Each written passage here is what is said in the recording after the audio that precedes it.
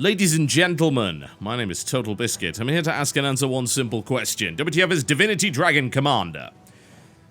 I feel Commander sounds a little bit more regal than Commander. Hello, Commander. How you doing? That could work as well, admittedly, but I'm thinking Commander has just a little bit more gravitas. Anyway, this is by a studio called Larian. Larian is responsible for all of the Divinity games, including Beyond Divinity, Divine Divinity, Divinity 2 Ego Draconis, Divinity 2 Dragon Knight Saga, Divinity Original Sin, which is currently in alpha, and Divinity Dragon Commander, which is currently in beta, and that's the version that I'm playing right now. So it's not necessarily representative of the final product, but finally enough to take a good solid look at it. Like, it's not missing features everywhere and has a bunch of stuff in concept. It pretty much plays the way that you're going to be expecting the final product to, admittedly a little bit more ropey than might be happening in that respect. So, what is it all about? Well, it is a strategy game, but it's got various different elements to it. It actually reminds me just a little bit of a game called Imperium Galactica, in the sense that you operate from a command ship, and on that command ship, you end up doing various things that aren't related directly to the real-time strategy battles, which involve a little bit of kingdom management, research, and things like that. It's a little bit odd, because while it is more of a traditional RTS, you can also be a dragon with a jetpack and fly around the battlefield and blow things up. In fact, it's a fairly key component of the game itself. So it's a bit genre-bending, to say the least. It's got a lot of elements of different things in it. The question is, of course, when you deal with a hybrid genre title, do the parts go together well? Do they mix together in such a way that actually makes a compelling experience, or does it feel like the individual bits are just lackluster? We'll find out. So let's have a look at the options menu to start with. It is plentiful, as you might imagine. This is a PC native game, so it's kind of to be expected. Reasonable video settings, as you can see right there. It is a strategy game, just bear that in mind. Full audio sliders all over across the board there. Controls available in all of these and fully rebindable, as you would think. So yeah, I mean, options look fine as far as I can tell. There doesn't seem to be anything glaringly missing from here. Admittedly, from someone that plays StarCraft 2, they could put like 50 more settings in and I probably still wouldn't be satisfied. So, let's continue the story campaign. I'm a little bit into this. I've restarted a couple of times because the game kicked my ass originally, but I've gotten to a state where I've actually researched a little bit and I own a few territories, so let's get in there and find out what's going on. Okay, so your game will start from your command ship, whichever you prefer, and it goes by the name of the Raven. And the Raven has various different rooms on it that you can actually visit. This actually does remind me a lot of either Imperium Galactica or the game which nicked most of those out-of-battle mechanics, StarCraft 2. If you remember that, that has various different rooms you can visit, various different people you can talk to, and side stuff like research and things like that. Dragon Commander does the same thing.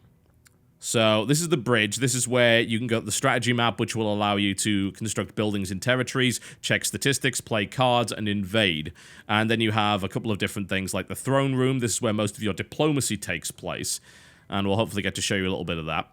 This, which is locked, I have no idea what this is. The bar, which usually contains your generals, and you'll get to talk to them about how the war's going, and occasionally have conversations with them that will actually make some differences. So a couple of little RPG aspects in there. And the engineering bay is where you research stuff, so I guess we can go visit that. This little impy fellow is the guy who's going to be getting us research. Every turn you're going to generate research points based on mostly how many territories you've got and how many structures you've got that actually generate those research points. That will allow you to unlock various units and upgrades for those units that you can use in battle. This goes all the way up to Master, which are the very, very expensive ones, and the big units like the Juggernaut and the Bomber Balloon, and some of the really powerful upgrades are available there. So you can go all the way down to your basic units, and you can see what I've unlocked: Grenadier, Trooper, Hunter, Warlock, and I also have the Advanced Armor unit as well, which is a tank, which is very, very nice, and you can get some upgrades for them as well, which I do have, like the Grenadier Imp Binoculars, 25% attack range, and 160% speed there on the Troopers, as well as the Meet the Beetles upgrade, which allows Warlocks to turn enemy units into giant beetles, which don't do all that well in combat. Let's visit the various rooms, then we can show you a little bit of the gameplay. Okay, yes, thank you very much. So, there are representatives of the 5 major races that sit around in your throne room generally bothering you. And sometimes it lets you skip past this. Come on! The game is still in beta, so it does have some bugs, unfortunately.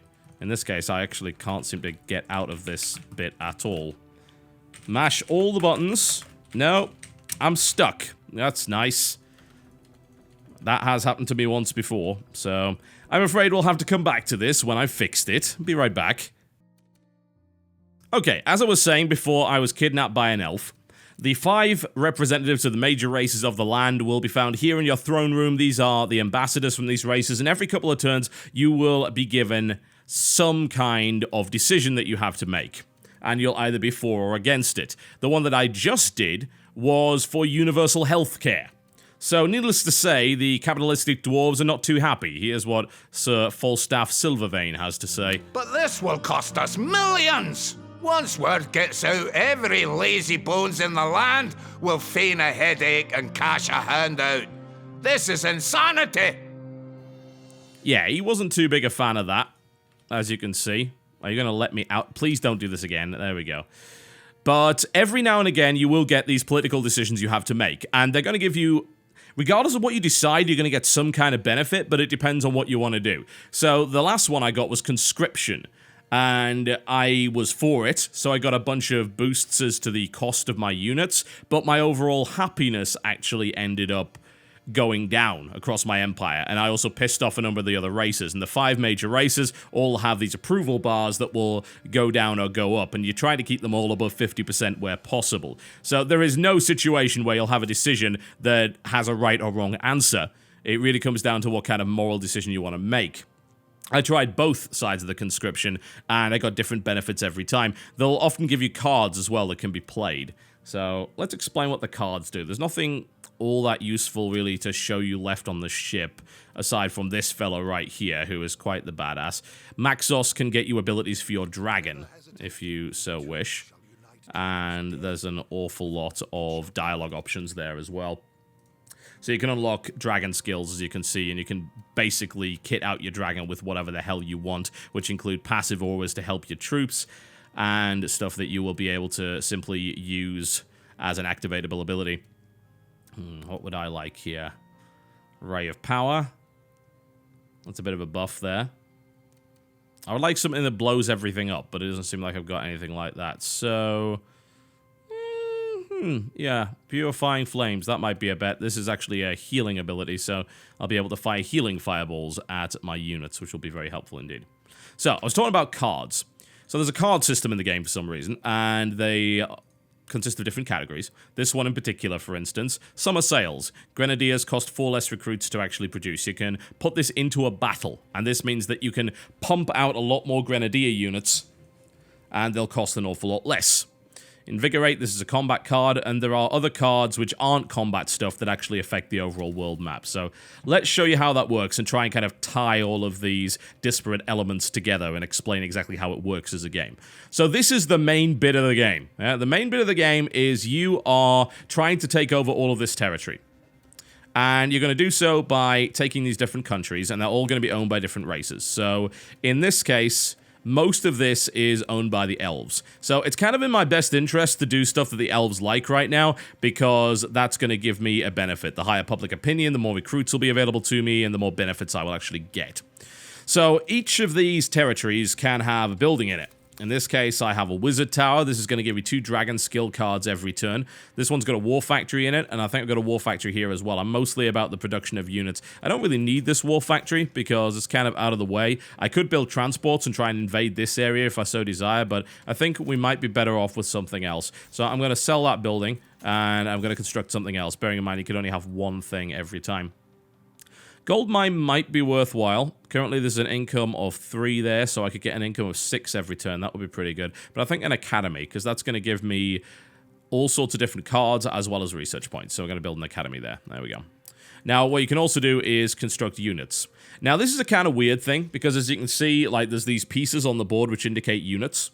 Now, you can move these around, and this is what you use to invade, but you can also build stuff while you're fighting. So these represent kind of a standing army that you can bring directly into a fight, and then you can build more stuff while you're in there as temporary defensive or offensive units that you will not get to use in future, which is a little strange. It's not the first game that's done it, but it is a little bit of an odd concept. So we'll probably want to try and invade something, but it looks like they're actually winding up to invade me instead, so I'm going to buy some extra units. What have I currently got in there? I have troopers. They're very, very basic. Hunters, grenadiers, and I have some armor. I actually have quite a lot of armor there.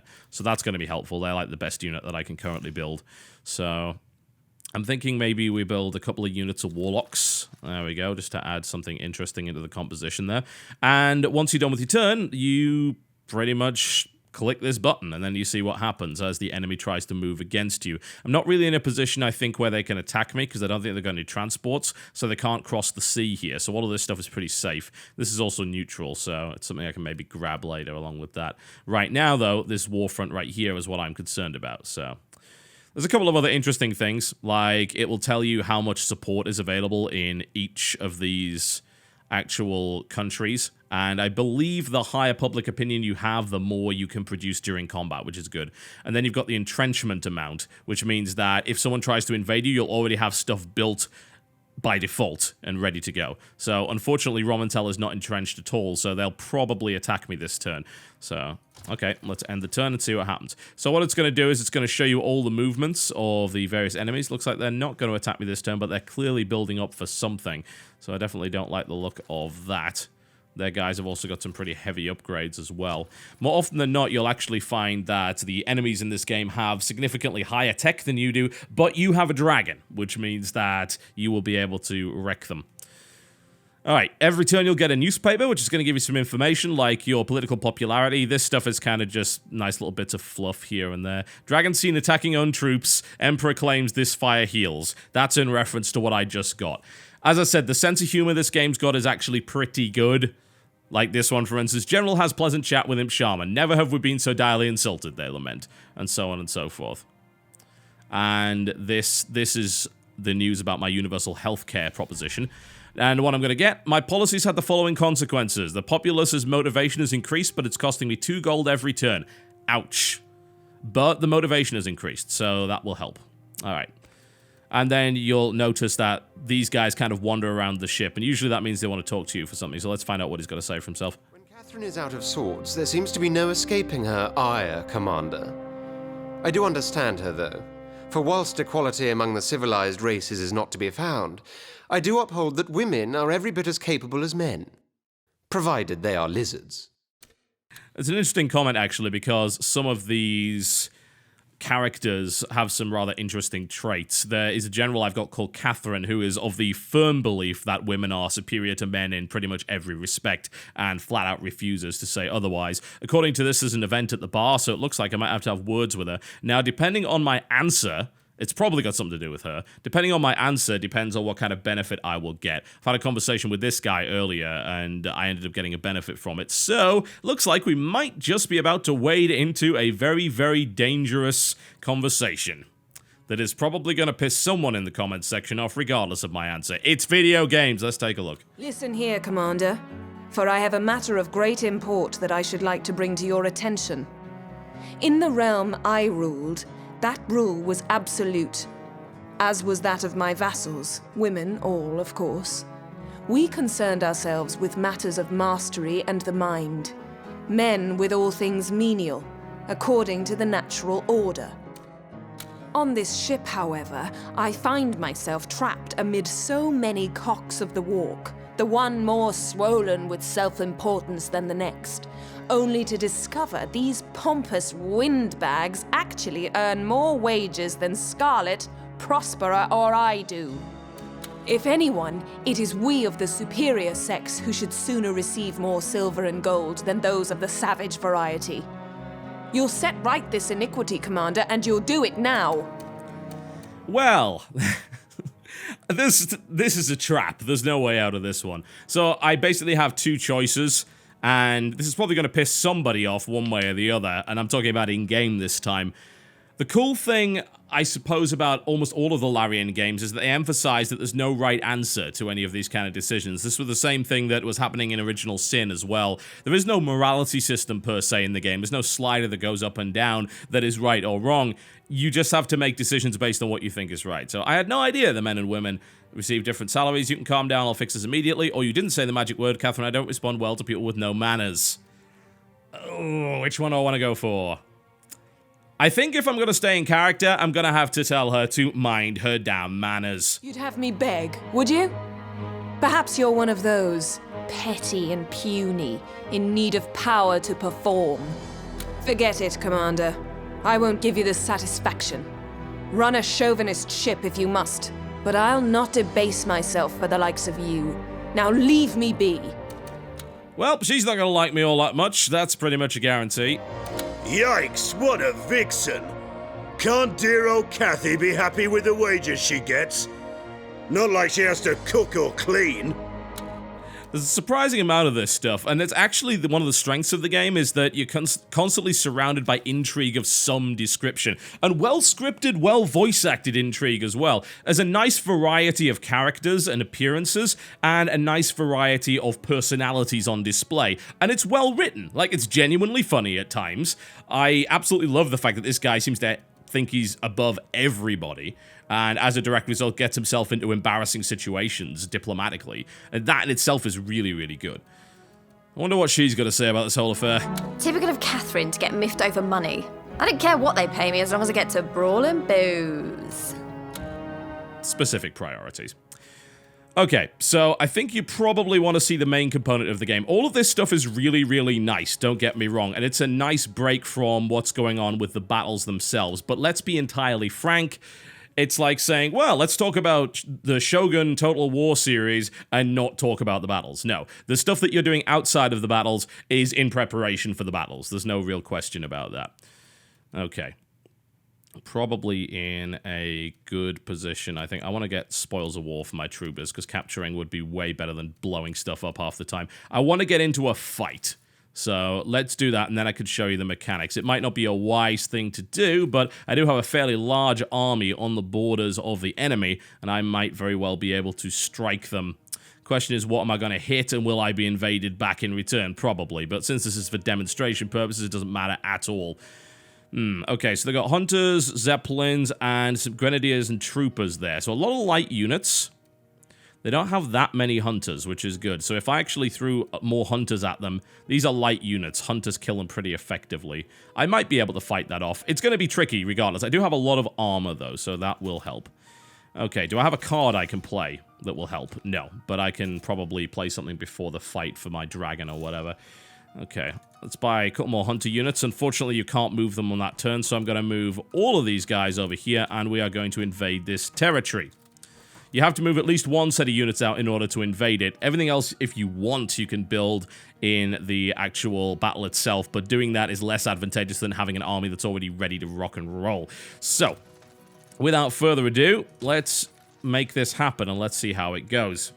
Okay, so we will be fighting here, and we either have the option to have it auto-resolve by using one of these various generals. Some of them are better than others, honestly. For instance, if I had a lot of heavy armor, I'd probably pick Henry. He's probably the best bet for this, because I do have 4 armor units. Scarlet's pretty good as well, because I have a lot of light units, air specialists, and if I pick Catherine, it would actually be bad, because I don't really have any naval units. But I want to take control of this, so I'm going to select Spag the Dragon, that is me, and I'm also going to play some cards as well. So, the rejuvenation power, I think I already have that. I'll have to have a look at that. Invigorate, my armor will have 150% more hit points. Hell yes, I will play that. There we go, so I'm going to play that card. And I'm going to get Summer Sails as well out there, because that's going to let me produce Grenadiers at a sickeningly high rate. In fact, since I'm a little bit worried that I might not be able to pull this off, let's throw some more armor in there for good measure. There we go, I now got 6 units of armor ready to hit them. They have a lot of troopers, but I have a lot of really big units. So, it's ready up. And I'm also... Oh, actually, I did not have that aura. That makes me a very silly person. And I can't go back now either. Oh, well. So, this is my dragon skill bar. So, these are activatable abilities in-game. So let's get into the battle and show you exactly how it works, because of course this is the main thing behind this entire game.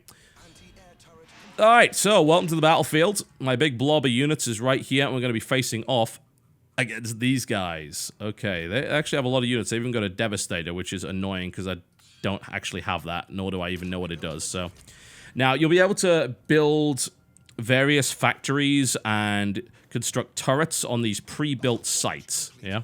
So I'm going to throw down a turret or two. I'm going to wait for them to... I could wait for them to attack me, but I really should kind of roll out. I don't want to roll out because I don't have my dragon yet. You can't summon your dragon until like 2 minutes into the battle, so I really don't want to attack them just yet. Is there anything else that's capturable on the map? Yeah, there are some units over there. Okay, I'm going to send my faster units. I'm going to send my grenadiers over in that direction. They're pretty quick. So I can meet up with them and I can try and take this area. These resource construction sites are really important to grab, simply because they have a lot of benefit. They will allow you to construct more units. Okay, grenadiers are going to be super cheap, so we're going to build lots of them. There we go, we're going to build lots of them. Now, you do have a total support amount, so that's a little bit unfortunate. You are limited to some degree. I really want to summon my dragon, but I can't do that for another few seconds. So we'll control this RTS-wise, and you'll notice that this is pretty much standard. Now, my imp binoculars are giving me a little bit of a nice range advantage right here. Those troopers have some enhanced speed, so they're good for capture. But I'm going to move out here, and I'm going to take this area. Looks like they've got a lot of guys coming our way, but I will be able to bring my dragon into play momentarily. In the meantime, let's push forward and attack.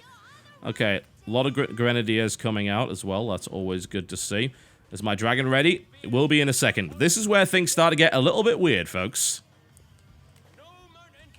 Right about now. There we go. And as you can see, I'm now actually a dragon. And you know what dragons can do? Yes, blow up units at an absurdly high rate. What you can also do is actually control your units in a basic form. Hitting F2 will select all of your units. Hitting F3, I think, will select all the nearby units, and you can send them all to attack. The dragon also has a jetpack, because why the hell not? And this will allow you to speed forward to a particular area on the map. It does bug out a little bit as it stands. Also, you can set these on fire, which is in itself kind of cool. Alright, so we've managed to smash our way through here. I'm going to provide some supporting fire here with my acid breath. I don't like the look of that thing. When you lose your dragon, you can respawn it.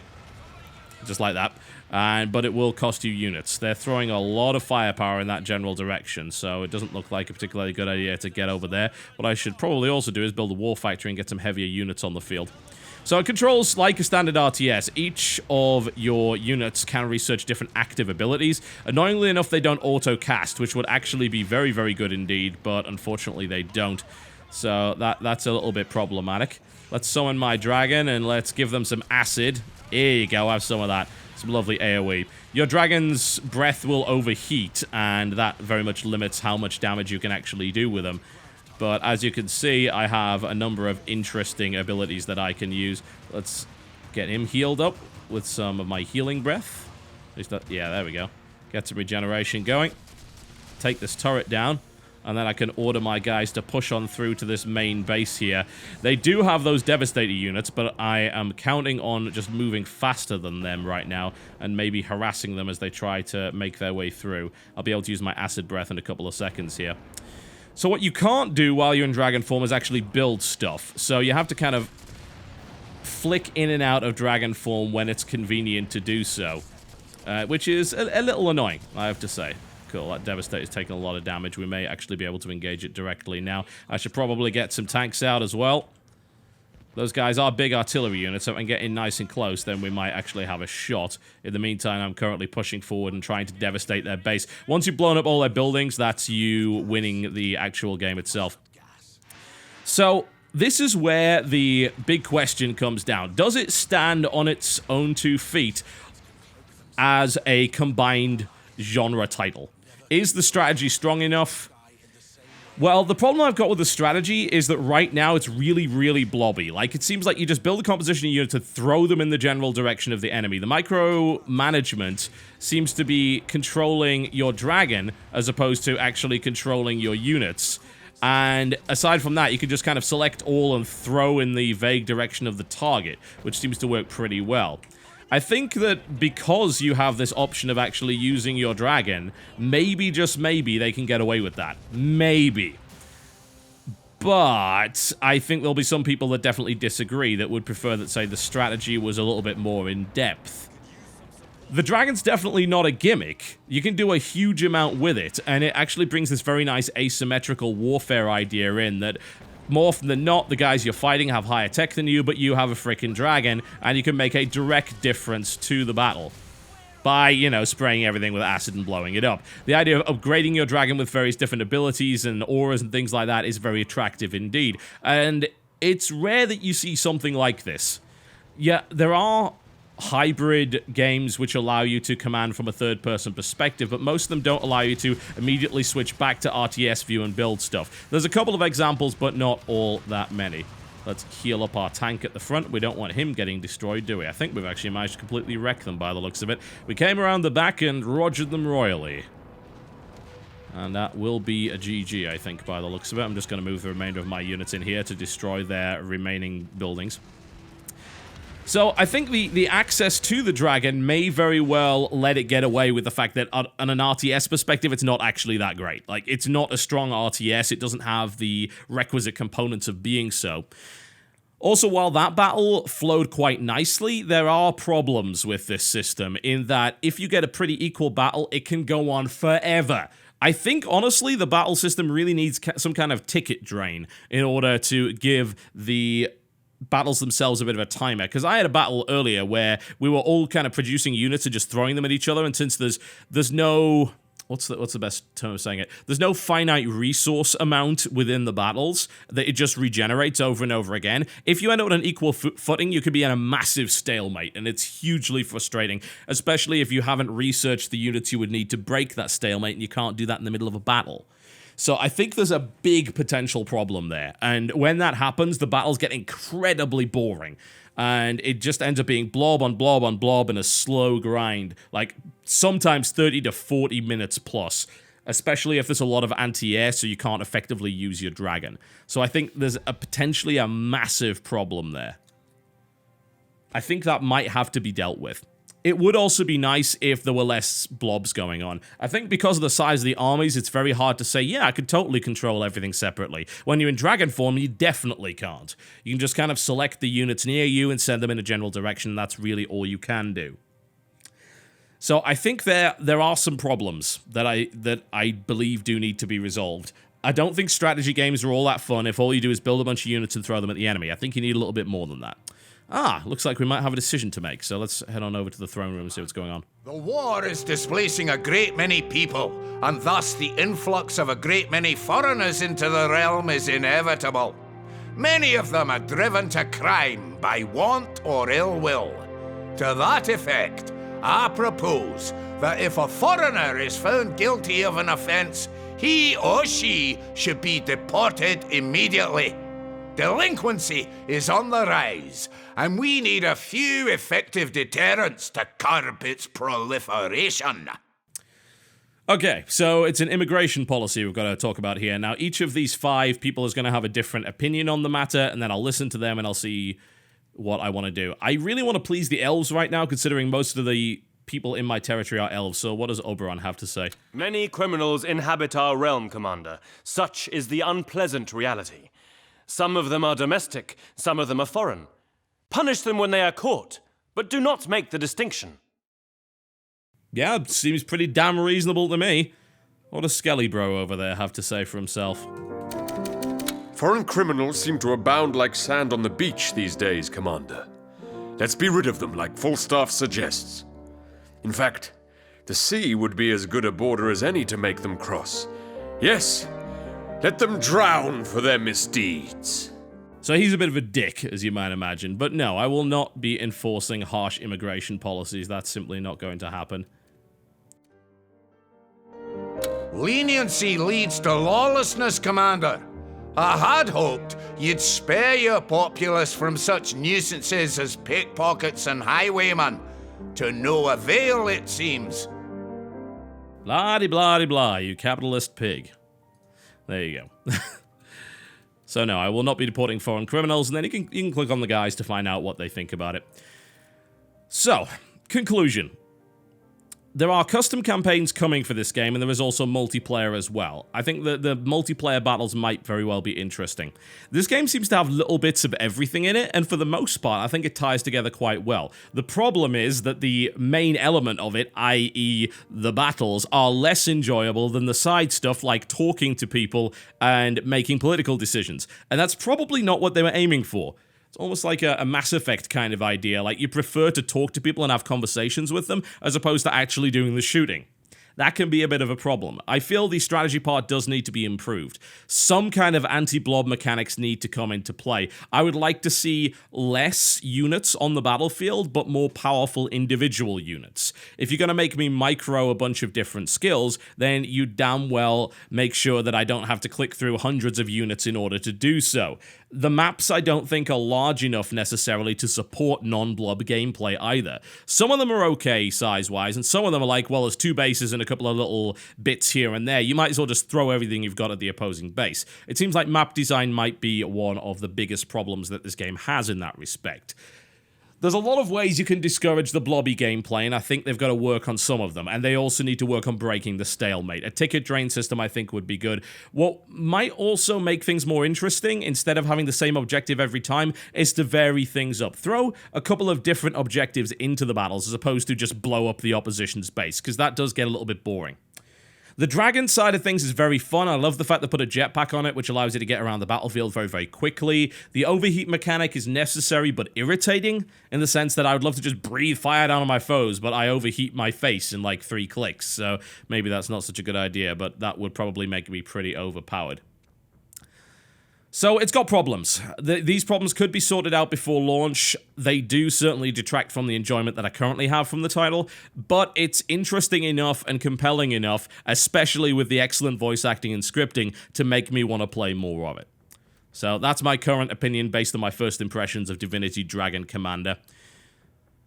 Ladies and gentlemen, my name has been TotalBiscuit. Thank you very much for watching, and I'll see you next time.